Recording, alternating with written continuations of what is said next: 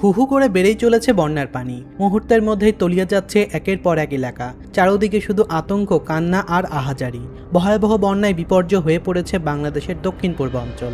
চট্টগ্রাম নগরী থেকে শুরু করে জেলার বিস্তীর্ণ জনপদ, রাস্তাঘাট, বাজার, শিক্ষা প্রতিষ্ঠান ও কৃষি জমি পানির নিচে চলে গেছে। হাজার হাজার পরিবার ঘর ছেড়ে শিশু, বৃদ্ধা ও জিনিসপত্র নিয়ে ছাদে, উঁচু দালান কিংবা আশ্রয় কেন্দ্রে ঠাঁই নিয়েছে। সবচেয়ে ভয়াবহ পরিস্থিতি তৈরি হয়েছে চট্টগ্রামের সাতকানিয়া এবং বাঁশখালীতে। এই দুই উপজেলাতেই 5 লাখের বেশি মানুষ পানিবন্দী অবস্থায় রয়েছে।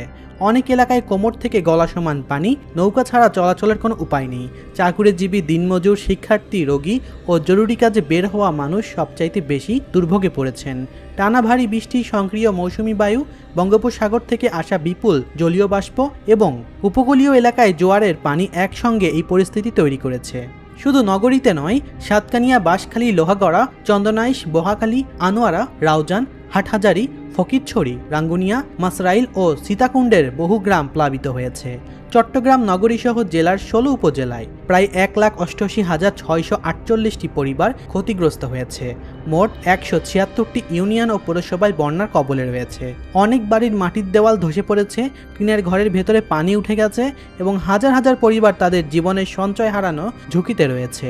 বন্যায় ভয়াবহতার সবচেয়ে মর্মস্পর্শী চিত্র দেখা গেছে লোহাগড়ায় খয়েরকুল গ্রামে। প্রসব বেদনায় কাতর এক নারীকে হাসপাতালে নেওয়ার সব রাস্তা গলাসমান পানিতে ডুবেছিল। খবর পেয়ে ফায়ার সার্ভিসের সদস্যরা তাকে স্ট্রাকচারে কাঁধে তুলে পানি পার করে অ্যাম্বুলেন্সে পৌঁছে দেন।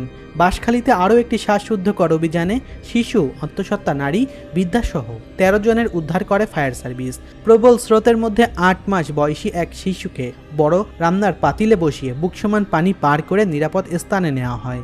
শহরের কয়েকটি হাসপাতালের প্রবেশপথে হাঁটু থেকে কোমর সমান পানি জমে চিকিৎসা সেবা ব্যাহত হয়েছে। বন্যা শুধু ঘরবাড়ি বা সড়ক ডুবিয়ে দেয়নি, অসুস্থ মানুষকে হাসপাতালে পৌঁছানোর পথও বন্ধ করে দিয়েছে। বিদ্যুৎ বিচ্ছিন্ন হয়ে অনেক গ্রাম রাতের অন্ধকারে ডুবে গেছে। সর্বশেষ সরকারি হিসাবে চট্টগ্রাম বিভাগে বন্যা, পাহাড় ধস এবং সংশ্লিষ্ট দুর্ঘটনার মৃত্যুর সংখ্যা বেড়ে 39 জনে পৌঁছেছে।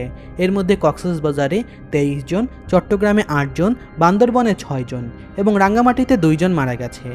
এমনকি সাজেকে ঘুরতে যাওয়া পর্যটকরা এই বিপদের সম্মুখীন হয়েছেন। বন্যার কারণে আর তারা সেখান থেকে ফিরে আসতে পারছেন না। বিপদ মোকাবেলা করে তারা সেখানেই রয়েছেন। তবে সেখানকার হোটেল কর্তৃপক্ষ মানবিক বিবেচনায় ভাড়া মওকুফও করেছেন। বন্যায় কৃষি, মৎস্য, পোল্ট্রি ও ক্ষুদ্র ব্যবসার বড় ধরনের ক্ষতি হয়েছে। চট্টগ্রামের 15 উপজেলার 153টি ইউনিয়নের 9,933টি পুকুর এবং 320টি মাছের ঘের ক্ষতিগ্রস্ত হয়েছে। পরিস্থিতি মোকাবেলায় চট্টগ্রাম অঞ্চলে 773টি আশ্রয়কেন্দ্র খোলা হয়েছে এবং প্রায় 23,853 জন সেখানে আশ্রয় নিয়েছেন। সেনাবাহিনী, ফায়ার সার্ভিস, প্রশাসন এবং স্বেচ্ছাসেবীরা নৌকা এবং স্পিডবোট নিয়ে উদ্ধার ও ত্রাণ কার্যক্রম চালাচ্ছেন। বন্যায় শিক্ষার্থীদের জীবনও থামিয়ে দিয়েছে। চট্টগ্রাম শিক্ষা বোর্ডের আওতাধীন চট্টগ্রাম, কক্সবাজার, রাঙ্গামাটি, বান্দরবন ও খাগড়াছড়িতে 11 জুলাই এইচএসসি তথ্য যোগাযোগ প্রযুক্তি পরীক্ষা স্থগিত করা হয়েছে। চট্টগ্রামের পাশাপাশি ফেনী, নোয়াখালী ও লক্ষ্মীপুরের নদী সংলগ্ন নিচু এলাকায়ও প্লাবন এবং জলবদ্ধতার ঝুঁকি রয়েছে। আবহাওয়া অধিদপ্তর জানিয়েছে 12 জুলাই পর্যন্ত চট্টগ্রাম ও পার্শ্ববর্তী এলাকায় ভারী থেকে অতি ভারী বৃষ্টি অব্যাহত থাকতে পারে। চট্টগ্রাম সমুদ্র সৈকতকে 3 নম্বর স্থায়ী সতর্কতা সংকেত বহাল রাখতে বলা হয়েছে। চট্টগ্রামের এই পরিস্থিতি এখন আর সাধারণ জলবদ্ধতা নয়, এটি একটি বড় মানবিক ও অর্থনৈতিক দুর্যোগ।